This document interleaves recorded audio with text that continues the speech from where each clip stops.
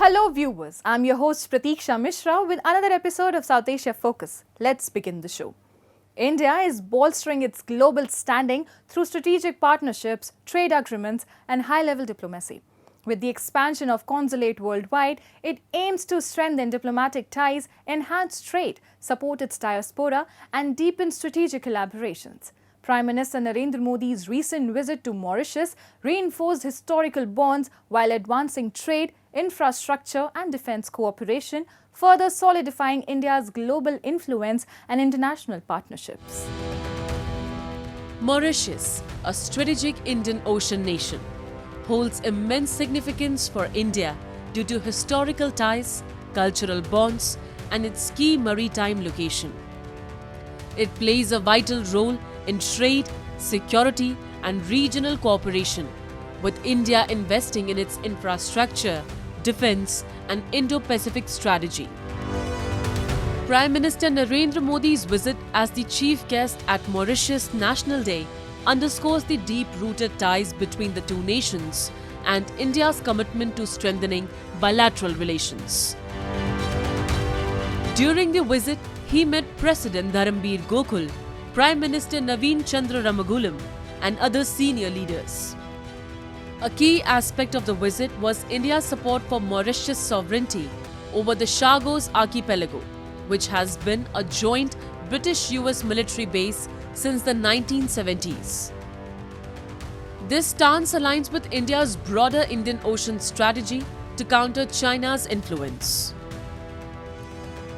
Mauritius, an offshore financial hub linking Africa and Asia, considers India a major trading partner. Bilateral trade surged by 132% over 17 years, reaching $554.19 million in 2022-23. The India-Mauritius partnership is integral to India's Sagar vision and its broader engagement with the Global South. India is a proud partner in capacity building in Mauritius. Friends, Mauritius, with large ocean territories, needs to secure its resources from illegal fishing, piracy and crimes. As a trusted and reliable friend, India works with Mauritius to protect your national interests and secure the Indian Ocean region.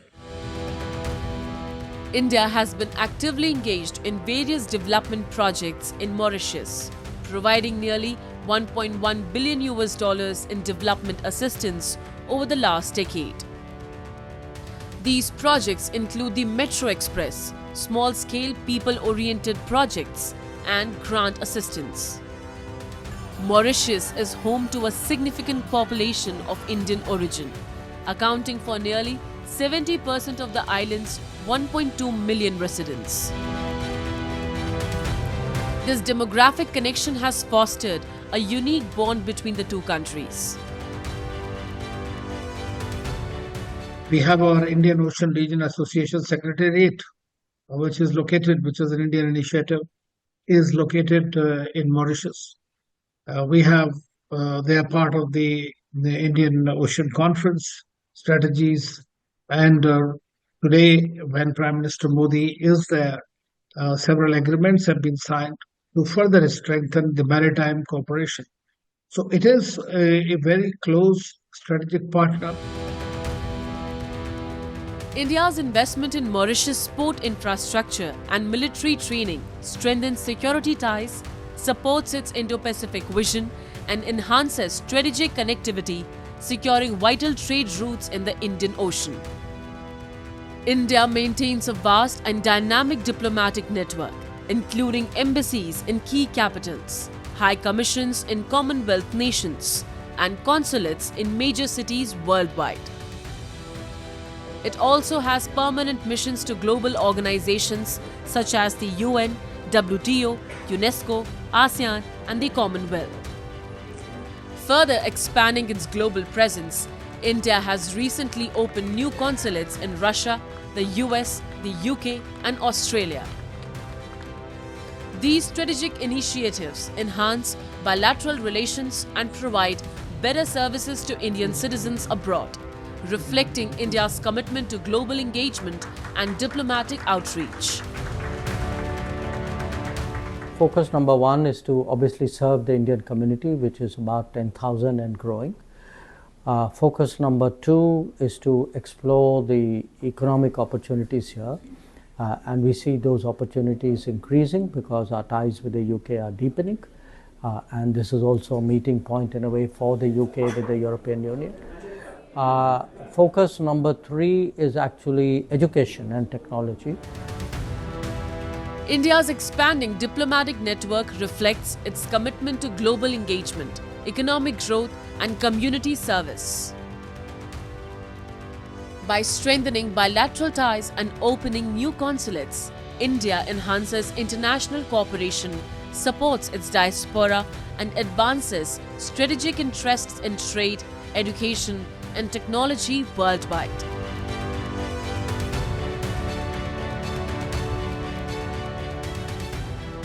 Bangladesh has been going through significant turmoil since the ousting of Sheikh Hasina, with political instability, economic uncertainty and governance challenges creating a crisis situation. The removal of a long-standing leader like Hasina has left a power vacuum leading to internal conflicts, administrative paralysis and economic downturn. We have a report. Hundreds of protesters from the banned Islamist outfit Hizb ut-Tahrir chanted slogans demanding an Islamic caliphate in Bangladesh. Despite being banned since 2009 for national security threats, the group continues to organize protests under Chief Advisor Muhammad Yunus's regime, defying the ban on public gatherings. With political instability, law enforcement has become ineffective in Bangladesh as crime rates have surged and incidents of looting, vandalism, extortion and attack on minorities have surged. The lack of a clear governmental structure has emboldened criminal activities. Bangladesh's Jatiya Party, a former Awami League ally, has urged free and fair elections, with leader Masroor Molla warning that investment will remain stagnant until polls are announced. What we see for the last 6-7 months, this interim government is running the country. So far, we haven't seen any development except what we see every day, the crime rate is rising. Economy is completely deteriorated because no new investors are coming at the moment in Bangladesh. Bangladesh's economy, which saw rapid growth under Hasina's administration, now faces severe challenges. Investor confidence has dropped, the stock market is unstable, and inflation is rising. The textile and garment industry, a key economic pillar, is struggling due to trade policy uncertainty. Meanwhile, Bangladesh's diplomatic standing has weakened as global powers reassess their ties. Uncertain relations with India and Western nations are affecting trade agreements and foreign aid. Public frustration over instability is mounting, with frequent protests and strikes disrupting daily life and economic activities. Taslima Nasreen, ousted Bangladeshi writer and activist, strongly criticized the interim government in Bangladesh and said the country is now occupied by the extremist Jamaat-e-Islami group. I think that the country is now occupied by the Jamaat-e-Islami, jihadi and militant groups, and they have been destroying the history of Bangladesh.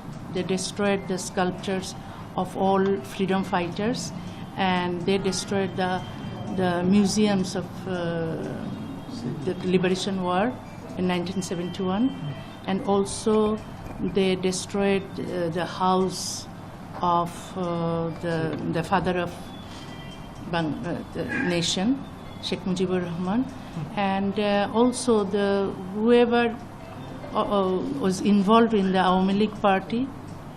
They were either killed or they're imprisoned.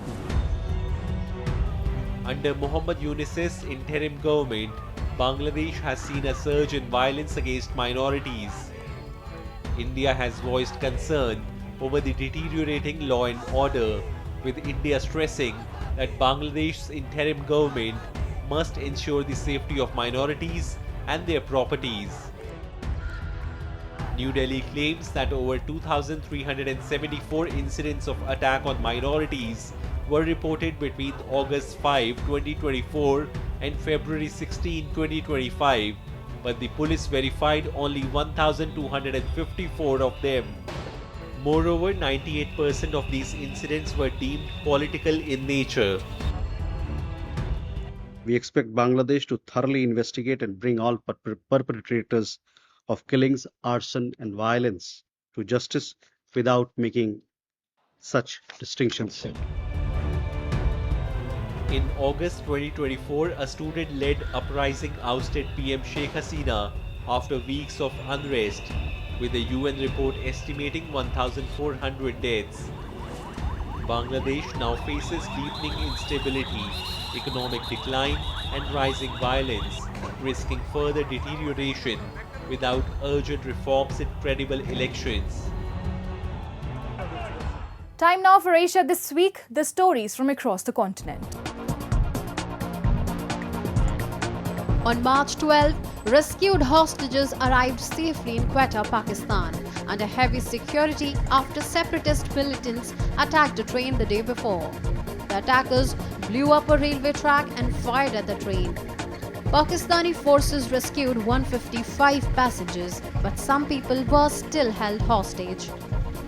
Families gathered at Quetta railway station, worried about their loved ones. The Baloch Liberation Army said they were responsible for the attack. They demanded the release of Baloch political prisoners and activists. They also warned that they would kill the hostages if their demands were not met within 48 hours. The BLA said it was holding 214 people, while 425 were on the train when attacked. Security forces reported killing 27 militants, but the total number of attackers wasn't known.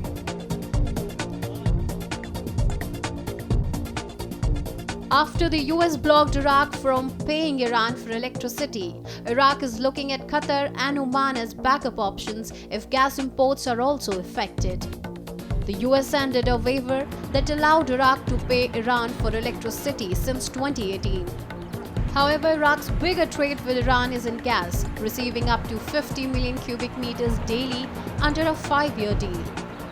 Losing the supply would cut Iraq's electricity output by a third. To prepare Iraq's plan to lease a floating LNG terminal from UAE-based Breeze investment. The terminal, expected to start by mid-year, will be at Khor Al-Zubair port and supply gas via pipeline to Basra.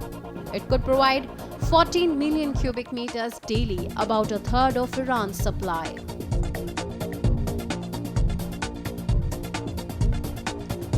On March 8th, villagers in Bulgaria celebrated St. Theodore's Day, also called Horse Easter, by decorating their horses and enjoying folk music and religious chants. Yanko Mihailov, a farmer from Krupnik, joined the event with his 2 daughters and their horse, all dressed in traditional outfits. He said that honoring horses is an old tradition, even though they are not used for farming as much as today. Krupnik's mayor, Alexander Revanashki, explained that horses have been important in Bulgarian culture since the time of Bulgars, a nomadic people who lived on horseback. During this festival, people organize horse races and strength competitions, where horses pull heavy loads, keeping the tradition alive. As Ramadan unfolds, the spirit of festivity in Pakistan is being overshadowed by soaring prices of essential goods. From food items to clothing, the cost of living has surged, making it increasingly difficult for ordinary citizens to celebrate the holy month as they traditionally do. Markets are filled with frustration as families cut back on traditional iftar meals and Ramadan shopping.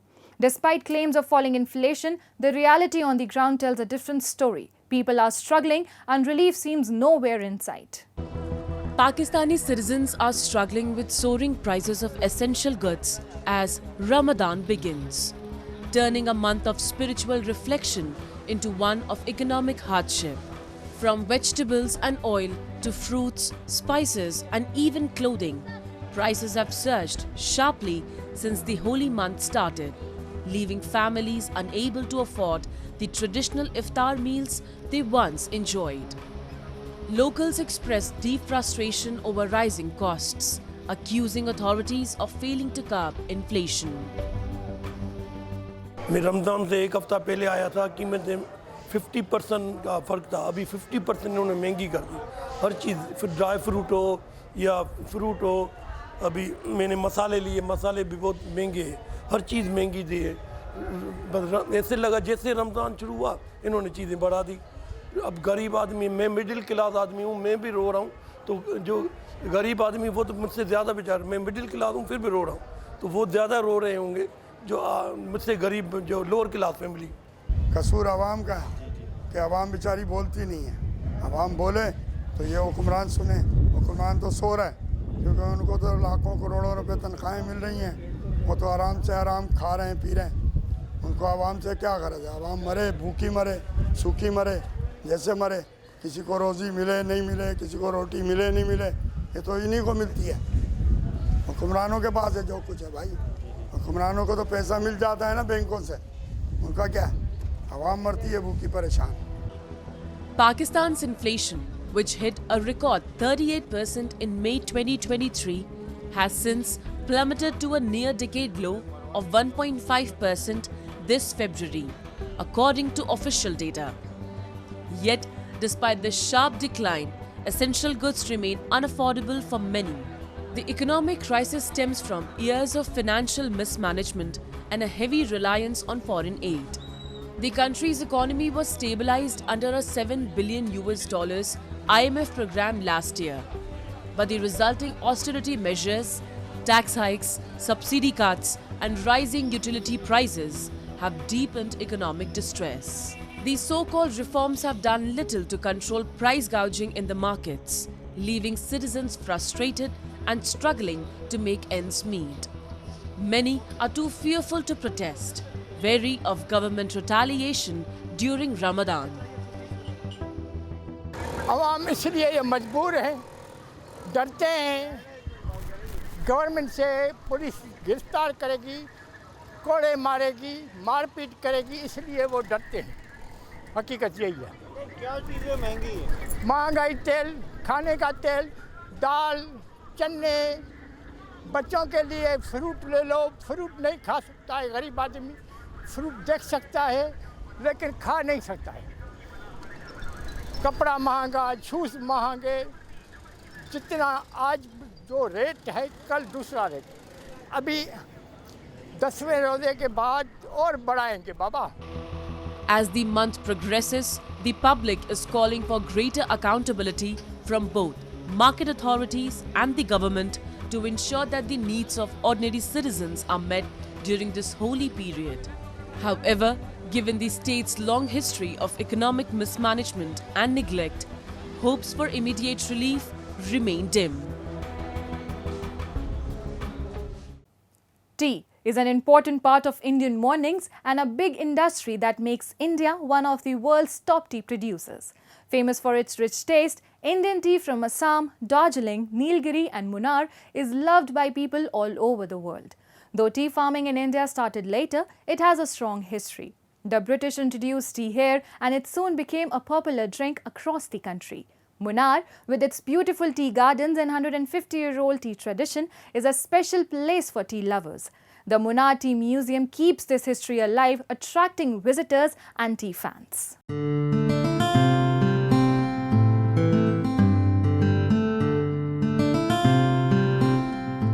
What makes mornings better for any Indian?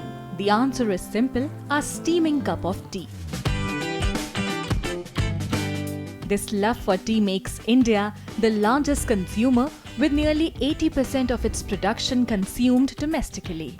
A deep-rooted tea culture and diverse varieties drive this high demand while the industry continues to expand globally. According to the renowned German institute Statista, India's tea industry revenue is projected to reach $24.65 billion by 2025 with a 4.3% growth rate the following year. Additionally, Customer Market Insight estimates the organic tea market will grow by 10 to 12%, driven by high-quality production and a commitment to excellence. We produce teas. Thereafter, it goes through a check of quality control, which comes to our office over here. An organoleptic test is done in the tasting room, where every batch gets tasted and tested in our R&D department. Only thereafter it goes for final packing or allocation to our buyers. Heavy investments in tea processing have boosted India's production and quality, aided by modern techniques and automation. GI tags for Assam, Darjeeling and Nilgiri teas have strengthened their global reputation. Meanwhile, Munnar, a scenic gem in Kerala's Western Ghats, is emerging as a key tea hub. Its renowned tea brands are enjoyed across India and beyond. And we produce a wide variety of teas, starting from black teas, which include orthodox teas as well as CTC teas, and a wide variety of green teas. We also make specialty teas, white teas, and the whole range, also including flavor teas of different flavors. Production, productivity and all is very important. Similarly, quality is the thrust which has been given right now. So we come and pluck at a 20 to 22 days plucking interval. That's when the, that also depends upon the age of the field. So for a younger field, we come and pluck on a 15 to 16 day interval. For an older field, we'll pluck at a 22 to 24 max. So that depends upon the age of the field and the growing condition. Tea plantations boost both the economy and tourism, offering visitors scenic beauty and tranquility.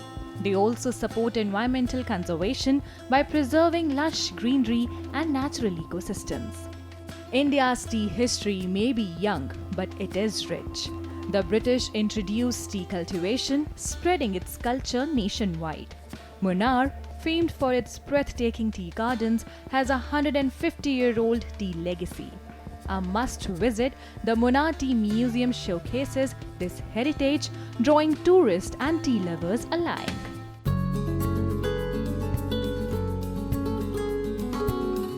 Nestled in Munnar's tea gardens, the Tea Museum is a must-visit, showcasing Kerala's rich tea heritage. It features vintage tea processing equipment, historical documents, and insights into the industry. Visitors can also witness the entire tea making process, from leaf selection to brewing.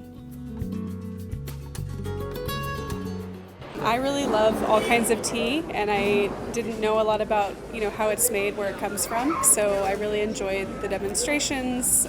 Getting to hike through some of the the bushes today or the trees today was awesome. The Munnar Tea Museum showcases vintage tea processing equipment, tracing the evolution of tea production. It also highlights Munnar's tea heritage and its impact on Kerala's economy and society. Visitors can enjoy freshly brewed teas and a diverse tasting experience, making it a must-visit for tea enthusiasts.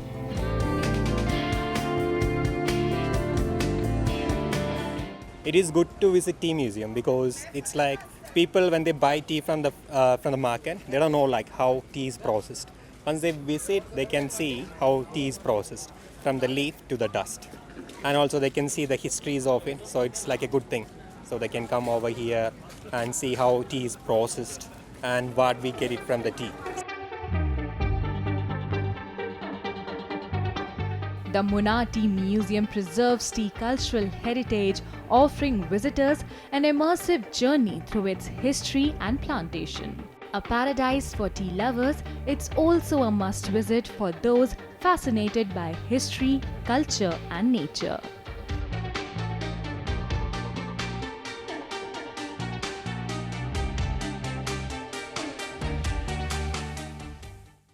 Tea in India is not just a beverage but a legacy that continues to thrive, blending history, culture and flavor in every sip. And with that, we come to the end of this week's episode. See you next week. Till then, goodbye and take care.